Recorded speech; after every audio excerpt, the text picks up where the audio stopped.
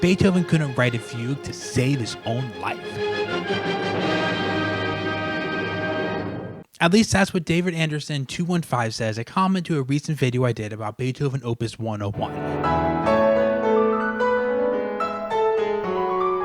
Opus 101 is a late Beethoven sonata where near the end of it, he writes a ginormous, massive fugue that I, full disclaimer, absolutely love.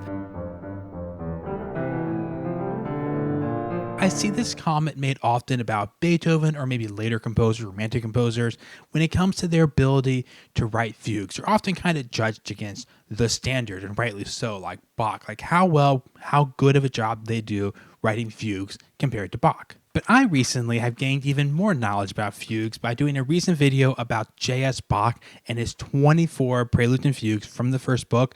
I analyzed all the 24 fugues just to see how good Bach does himself at fulfilling particular things that we expect from a fugue. But what I'm going to do in this video is apply those same 8 categories to the Beethoven fugues. Now, Bach is the standard. He was the best composer at writing fugues ever. Beethoven did not say, I am writing a fugue and I have the explicit goal to do it exactly the way Bach would have done it.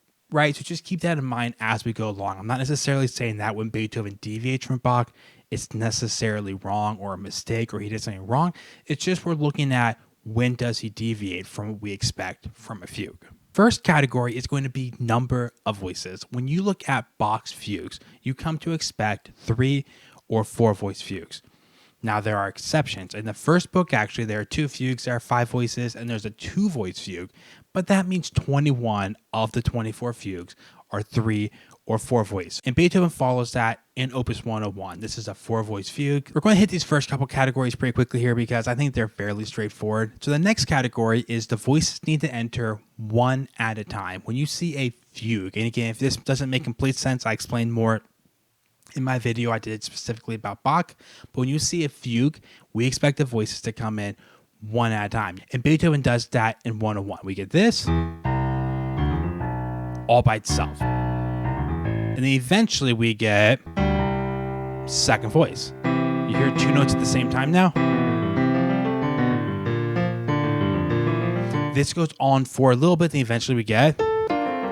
So now we have 3 voices. So Beethoven does just that, which is actually good because all 24 Bach's well-tempered clavier fugues start with 1 voice at a time. They don't enter with all 3 or all 4. They all go 1 voice, it gets to play the subject, another voice, it gets to play the subject. Now, the next thing we want to know is that if Beethoven had the voices enter in the correct order. If you have a 4-voice fugue, you typically want the new voices that you add to always be an outer voice at the time they're added. Let me explain that statement. So, for example, let's say you start out with a tenor playing a melody. Up next, you can have the bass go because now the bass is the lowest note. It's playing the melody. Or you can have the alto go because the alto would then be the highest note. Let's say, for example, the alto goes next. Well, up next, we can have the soprano, which would be the highest note now playing the melody, or the bass, which would then be the lowest note. And Beethoven does this as well. You listen to the very first thing we get. Move my paper here. When you add the next voice, it's the highest. That's the highest voice. So when you get your third part added, when you add your 4th voice, it's still the highest voice. And you might think, oh, Beethoven wasn't that creative. He just went straight shot up. Bach does this too sometimes. He just goes from the lowest to the highest, and you guarantee every single voice is an outer voice. In fact, every single voice is the top voice. Okay, so now for a big one that Beethoven does not get right, and that is the key scheme in this fugue. So the standard fugue order of keys is you're in the key of 1. So if you're in the key of C, you're going to play a melody. In the key of C, your second voice should enter in the key of G, the 5th. So you should go. Your third voice should go back to the key of C. And your 4th voice will then go back to the key of G. The order of keys should be 1, 5, 1, 5. That actually happens 21 times out of the 24 fugues. Other than a couple examples, I do something like 1, 5, 5, 1 or 1, 5, 1, 1. So there are a few exceptions, but for the most part, it's just 1, 5, 1, 5. This piece by Beethoven 101 has a wild key structure. So this is A minor.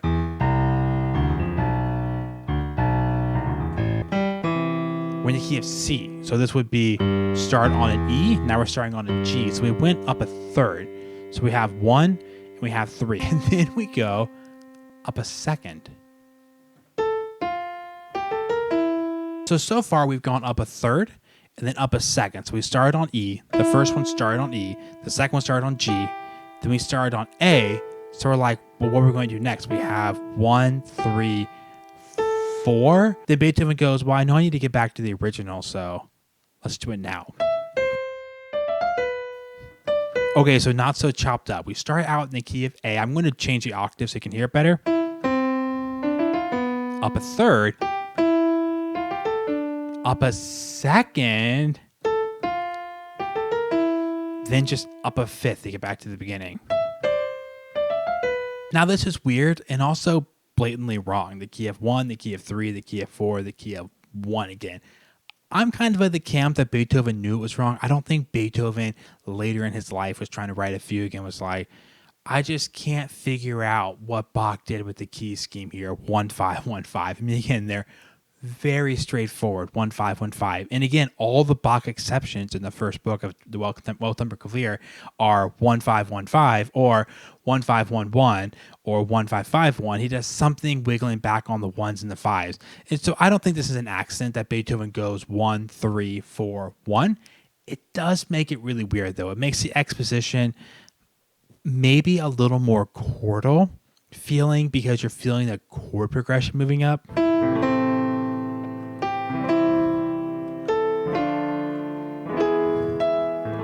And so in that case, I would actually kind of concede that this doesn't feel very Bachian. Just the Bachian is a word, by the way, Bachish.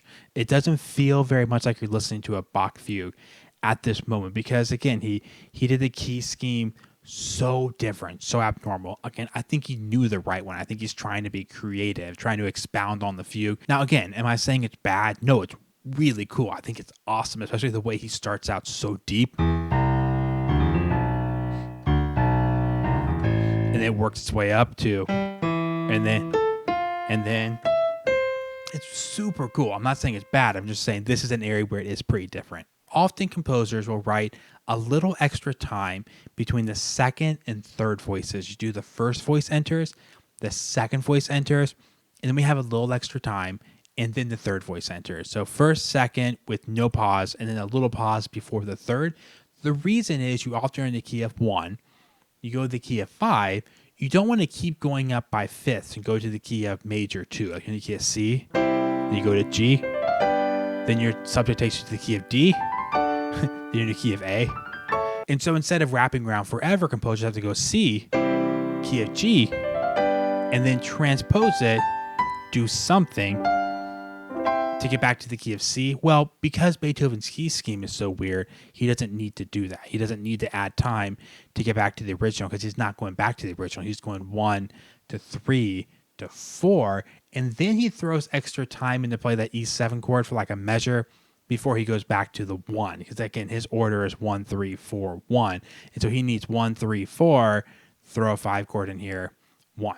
But our next topic here is a pretty universal one, something that Bach does in all 24 of the fugues, something that is really fundamental to a fugue. And that is, after all the voices have had a chance to enter, you eventually are going to do the subject in a new key. So you get to explore some different key areas, take the piece to some new places. So kind of a fundamental part of a fugue is kind of going through different key areas throughout the piece. And Beethoven definitely does this, right? He does so many key areas with different places. So this is a check, and this is something that again happens in all 24 of the Well-Tempered Clavier Book 1 fugues, and it definitely happens here. Beethoven goes to lots of different keys. Now, after you go through all these new key areas, one thing we kind of learn about fugues is that eventually we get back to the key of 1, and we often play the subject one more time in the original key.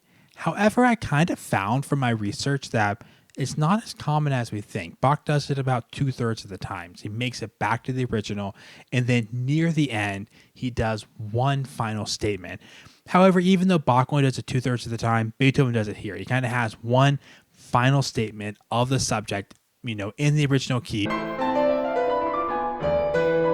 And this kind of just helps us finish off the piece. It kind of rounds it all out. Like we made it back to where we started and we played the original subject in the original key one final time. And there is kind of an added element, I should say, of just fuginess. Like how much does it just feel like a Baroque fugue? And I would say it does for about halfway through it. You see the section, we get into a long string of sixths and thirds. And when you get this long string of sixths and thirds, it really starts to feel more like we're dipping into romantic-ish music. And then we do get, again, another final statement of the subject. But at a certain point, it does feel like it's more about creating the harmony, creating the chords, creating the scales, maybe a little more than about just being a fugue. So like I was saying at the beginning, though, this isn't necessarily wrong. He takes a fugue. He often stays more true to the rules at the beginning. But then as the piece goes along, it might kind of diverge more into Beethoven, which, if you ask me, it's actually kind of a cool way to write a fugue. I will say the keys being wrong is a big one. That makes it very not fuguey feeling. But some people kind of have this sentiment of like, well, if you could only do it like Bach. I actually prefer that Beethoven fugues sound like Beethoven fugues. We have plenty of Bach fugues. The man wrote tons of fugues. We can play Bach fugues.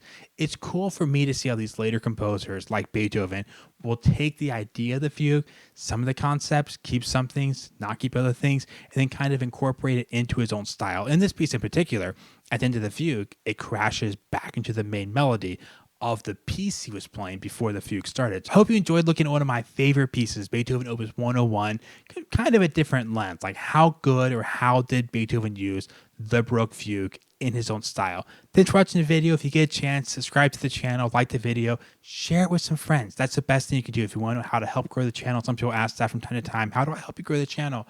Share with your friends, because then they can watch the videos too, and hopefully watch this video and then share with their friends, and their friends watch this, and it does that thing. Thanks for watching. See you guys in the next one.